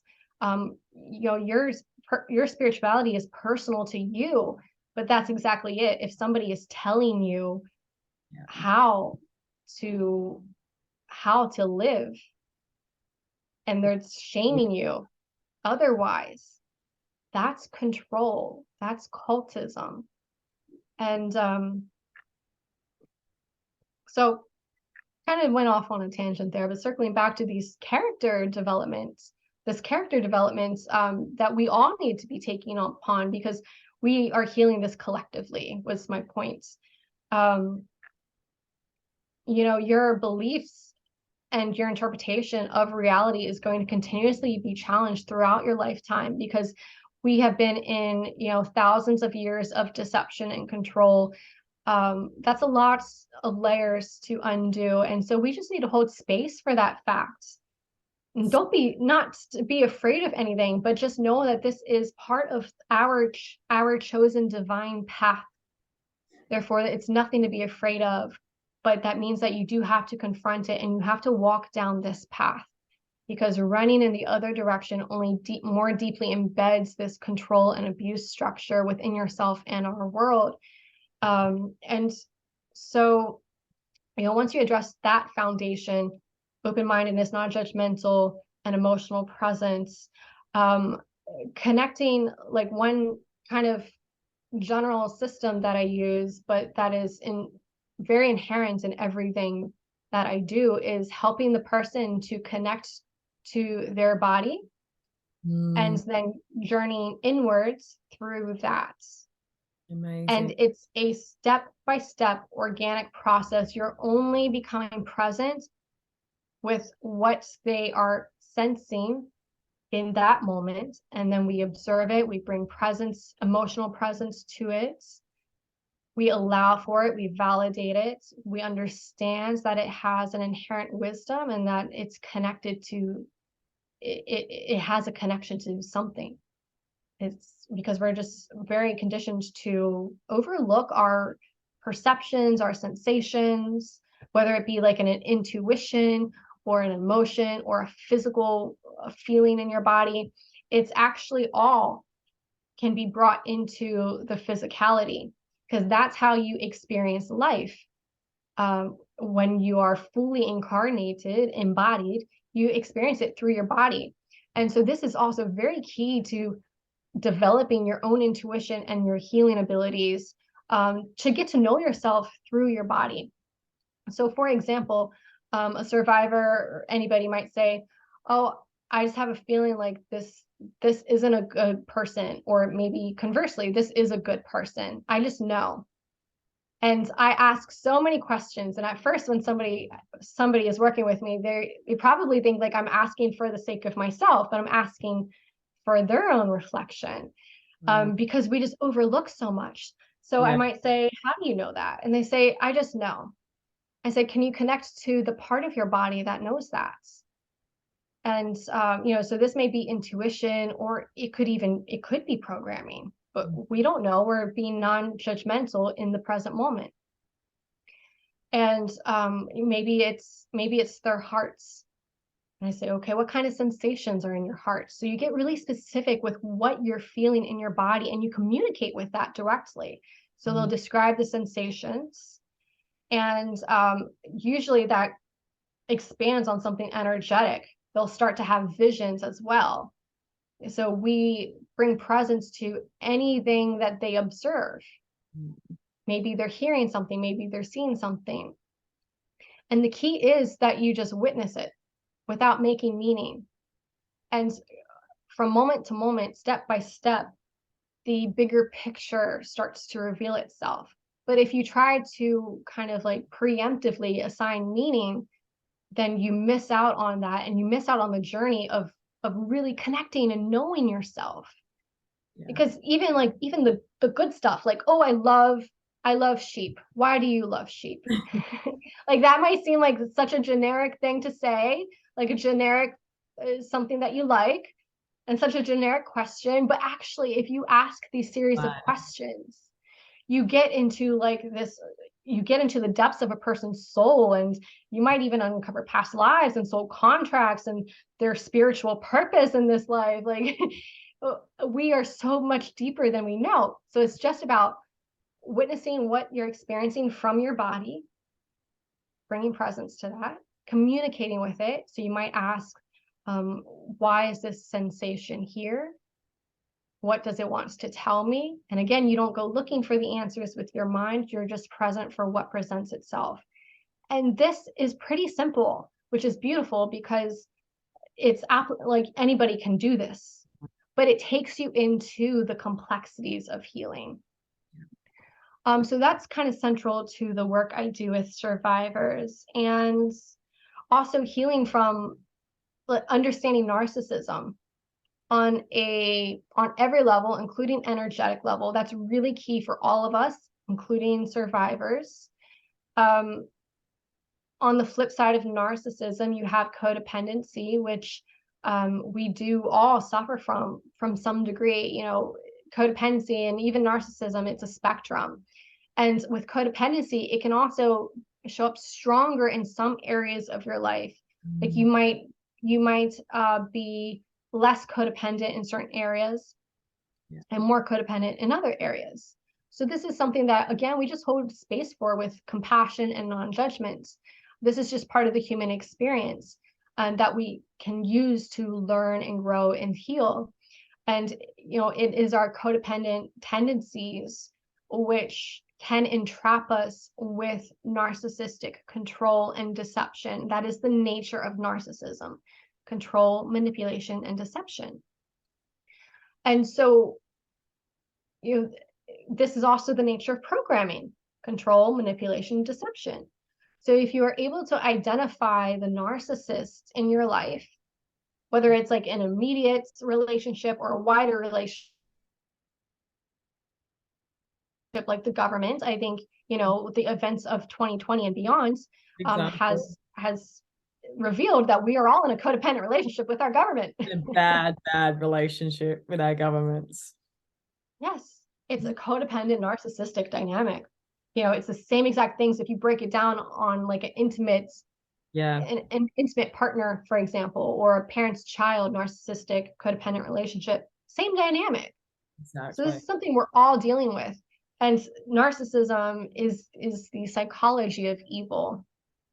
Actually, I really recommend M. Scott Peck's work. He's a late psychologist who wrote the book decades ago, and it's amazing because it was ahead of its time and still applicable. It's called People of the Lie. So it deconstructs the psychology of narcissism with a spiritual lens, and he identifies it as narcissism and laziness. And I absolutely agree. Laziness is what enables the narcissism Mm. in an individual and globally. Again, this is coming back to the character developments. And it's a lack that laziness is kind of a reflection of a lack of self-empowerment. Like you're not going out and doing things yourself. You're like being lazy and everyone else can do it for me. So Yes, exactly. So it's not necessarily something like laziness. It's not necessarily something to acknowledge in order to feel bad about yourself. It's not a point of shame, but it's exactly as you said. It indicates our lack of self-empowerment, and your personal empowerment is your personal divinity. So it's a way that you become disconnected from your own divinity. So that's one reason why it needs to be addressed. And we're dealing with this passivity and submissiveness in society, which is exactly why this global legacy of abuse has been successful. I've filmed live videos of blatant police corruption and trafficking of myself. This was, over a year and a half ago. In particular, I'm thinking of one instance that I've since gotten it reported on in the news.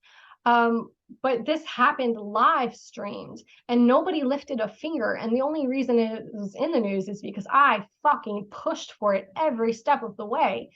And even then, it was still couched, it was still whitewashed, it was still very limited.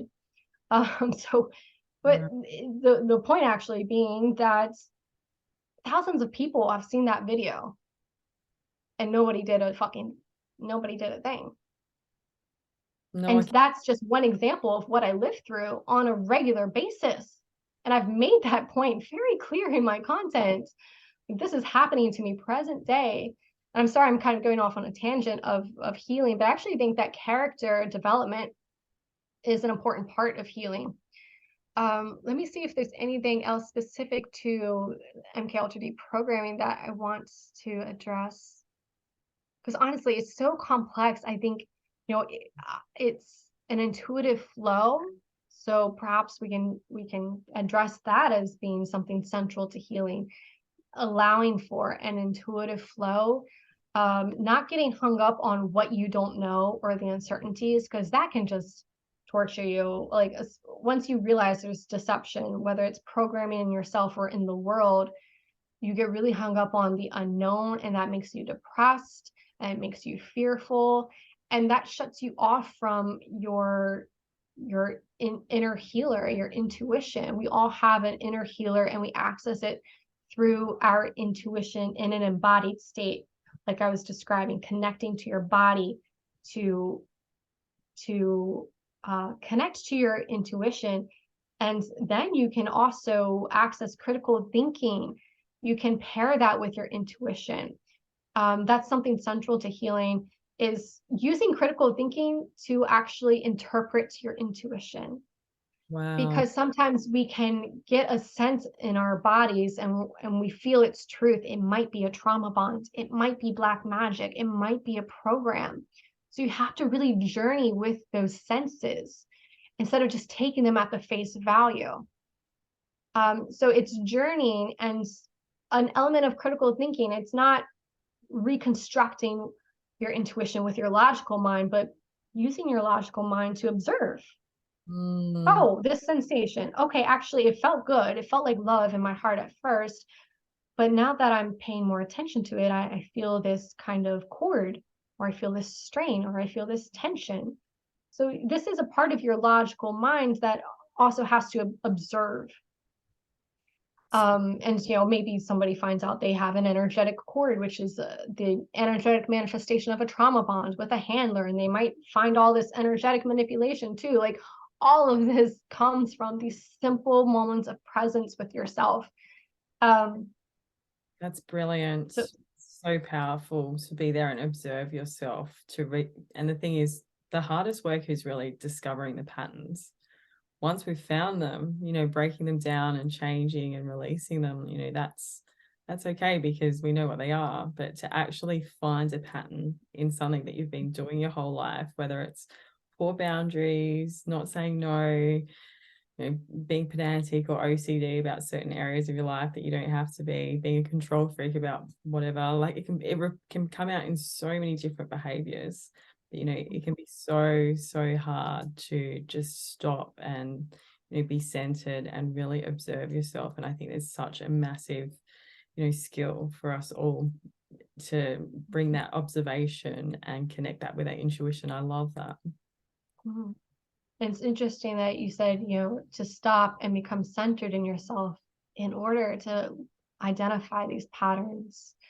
Is there anything that you found helpful to encourage you to stop, find stillness or presence, and to get centered so that you can observe more of these patterns? Yeah. For me, I found nature has always been my place to get centered, and I've relied on that a lot going through my memories over the last 10 months. So nature and my animals, like if I'm having a whole lot come up at once, whether it's a memory or it's the start of a body memory starting to come through and I'm just overwhelmed by it, I'll be outside at least barefoot on the ground. And if I'm really not feeling well, I'll have a towel on the ground or just be laying flat out on the lawn, hanging out with my dogs, with my horse. And I just find getting into that frequency of nature just allows me to come back to myself. And then once I can actually breathe again and I feel grounded, I'll have my book out and I'll be journaling about what's coming up. And that's just my thing now. That's just the cycle. I'm so used to it. I'm kind of like, okay, we're here again now. And it no longer is an issue. Like the first couple of months were a little bit white knuckled, but I think once you get into that flow of the cycle, and I know that I can ground myself, I know that I can come back to my center by going outside, being in nature, feeling into my heart, slowing down, breathing. It's okay. And then if it's really stuck, I'll be sitting there reminding myself, I made it. You're okay. I'm not there now. And just allowing it, because sometimes it can kind of be that shock or that fear breaking through at the same time as well. Yeah. Yeah, What do you that's find, wonderful. Rachel? What do you find helps you come back to center yourself? But yeah, nature is definitely central, and it's so important that we connect to nature outdoors because we are nature. Like we're conditioned again to believe that nature is something separate from us, and we live in this very artificially built world. But we are birthed from nature. We're not built. We are human beings. We're animals, and we are a part of nature. So you can't actually be aligned with your true self, your soul, your divine self, unless you are connecting with nature. So it's, being nature, like you said, it's that frequency, but it's also coming back to yourself as nature, aligning with your divinity in that way. I love, like, if I go more than a week without lying on the ground, which sometimes I do because it's really rainy in England, I bet. then I start to suffer. So lying on the ground, having, because it's lying, especially on my back, because you have your spinal cord, your nervous system aligned with the land. And Yeah. there's so much healing in that. And I especially love Feeling. lying under a tree because you have this beautiful being to connect to, and you're also lying on top of the roots. So it's not just the land, but you have the tree system as well. And then journaling has definitely been central to me. I mean, I have like dozens of journals, because that really does help you to spot patterns too when you've recorded it. Yeah. And then you can look back on it, or even just the act of recording it, you'll realize, oh, I've written something similar to this before. Oh, I've written something similar to this before. Let me read it again. Um, That's so true. yes, that's very helpful for identifying patterns. And for me, it's also, taking care of my body. That's this is something else for holistic healing that I facilitate survivors through, because when you take care of your body, when you claim it for yourself, oh, that's powerful. You're claiming back your your incarnation and your body from the abusers. And even more so, you become more fully incarnated. So more fully embodied. Your consciousness and your soul is more fully present and active in this physical form and in this physical life. And that has serious spiritual implications for your life. The more anchored into your body you are, the less threats there are to your life. So that's not to say that danger ceases to exist, but there is a lower risk of you exiting this incarnation through death. Or yeah. And Wow. and That's so you powerful. know, That is so powerful what you just said, Rachel. And I think that's definitely something that gets very altered in a lot of the New Age cultism, is they really encourage people to go around very outside of their bodies in a lot of ways, because we're all connecting with like all these things which are often fallen angels, etc. But it's so very powerful at this time to, remember it's your birthright to have every level of consciousness, everything that you can feel right here and grounded in. You have more power than anything across any other dimension. They're just trying to trick us out of it, as they have for thousands of years. So I love that point. yes, you're right. With the New Age cults, you're encouraged to just go up, up, up, and it's out of your body, and it's dissociation.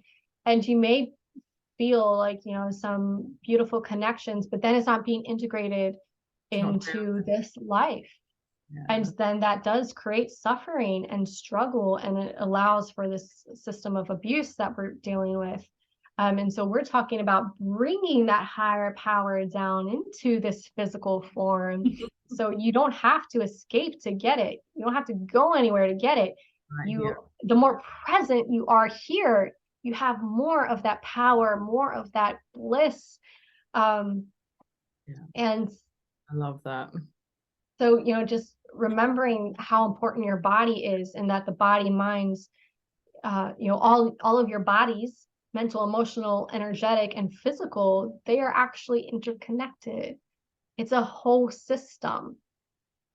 So it's meant to operate in harmony, in synchrony.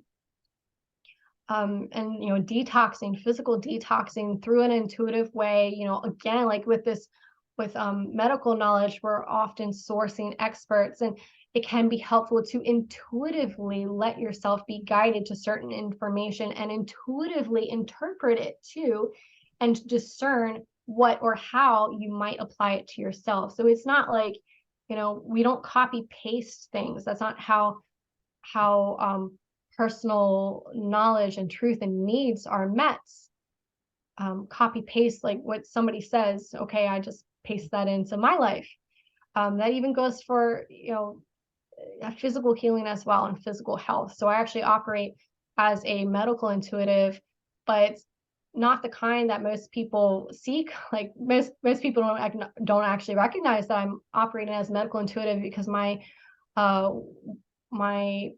methodology is to turn you into your own medical intuitive. So I will never diagnose anybody. It's, again, facilitating people inwards, and you will receive a lot of technical information about your body, and or you'll be guided to technical information that you can intuitively plug into how it might apply to you. I've healed myself of a lot of physical ailments this way. So yeah, we were talking about the integrating awareness of the body, and Gabbi, I could talk for days about healing. I think that's such a good summary that you've given us already. And it's so, I should say, it's almost like it sounds so organic. It sounds so natural. Do you know what I mean? And I think that's the biggest thing for us to realize, is it doesn't have to be so hard. Like the answers are simple. It's just us releasing all the brainwashing and releasing, the disempowerment, and thinking that someone's going to be able to tell us better. Someone out there is going to be able to fix this for us, and realizing like what an incredible intelligence we have, with our mind, body, emotions, and spirit, and really turning within and finding all that. So yeah, I love it. I love it. And I just think you have so much to give to the survivor community, like both with your whistleblowing and with your incredible, courage to heal, while you have very much continue to be a targeted individual. So I just think you are an incredibly courageous survivor, Rachel. I'm so grateful to have connected with you. And before we finish up, I would love you to share just where people can find you, and I'll list all your links in our video description as well. Okay, sure. And I feel very blessed that survivors like us can come together, because this is the way forward, us coming together. Like nobody is there is no rescuer. We are the answer that we've been seeking. Yeah. And it's just a matter of coming together to support one another. It doesn't mean that you have to do everything for yourself, because that's not how community works. But you show up as an individual, and we all bring our own individual strengths and purposes together, to shift things in the world and with ourselves as well. And so my social media, I have a Linktree. So it's a link that will connect everyone to all of my current social media. But also, if you just type in my name in the search bar, like, because censorship happens, social media sites get taken down. But if you just type my name into the search bar and MK Ultra or Shaman along with my name, you'll find me. Some kind of grace of God, I'm not completely censored. Like, I'll be on the first page. Like, I don't have a big following or anything, so I'm like very perplexed by this. But I guess I've created enough content over the years, that you'll find me. But also, there's the Linktree, which is the portal to my social media, and also things that are most relevant to anything that's happening with me or any of my offerings in the present moment. It'll be a link to my fundraiser, because also I haven't quite covered it yet, but the NRM funneled me into applying for asylum in the UK, and that system has been used to continue to traffic me. I'm actually trapped in limbo in the asylum system. So if you go to my Linktree, you'll actually see an interview specifically about that, how that has manifested, and why I'm so restricted, and given this death sentence that I'm fighting through. I've got a plan. It's just very hard to fight through it on your own. It requires communities coming together. But so I also have, I have two separate platforms, basically. It's my spirituality and healing platform, which is simply under my name, Rachel Caruso, and my whistleblowing platform, which is under the name No Witness. You might see it as No Witness UK on certain platforms. And I've kind of recently integrated them in a way so that, people who were watching my spirituality and healing content, they weren't quite aware that I'm currently being trafficked by legal definition. This is, there's a difference between victim mentality and legally being a victim of a crime. This is another New Age brainwashing, to identify when you've been a victim of abuse or crime is to decrease your power into victim consciousness. Not at all. This is acknowledging reality and holding people accountable. These are prosecutable crimes. And so this is still happening to me, and I try to expose as much as I can, but I am fighting through a lot of restrictions. And so it's also about community coming together to support one another. You'll find all of my healing services from my Facebook page. I don't have a website yet because just dealing with so many moving parts right now, but it's worked just fine to simply have a Facebook page. You'll find all of my services described there. You can contact me through there, or you can contact me through my Proton email address, which is featured on all, most of my social media, Facebook, YouTube.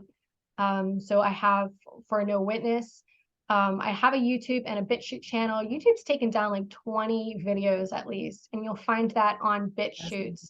I usually have a ton of playlists on BitChute to organize my content for people, including the content that YouTube has taken down, including the content with the most evidence. But I actually am struggling to to financially uphold that subscription so that the playlists are available, because that's how it works with BitChute. You only get like 3 playlists and then you have to pay to have more.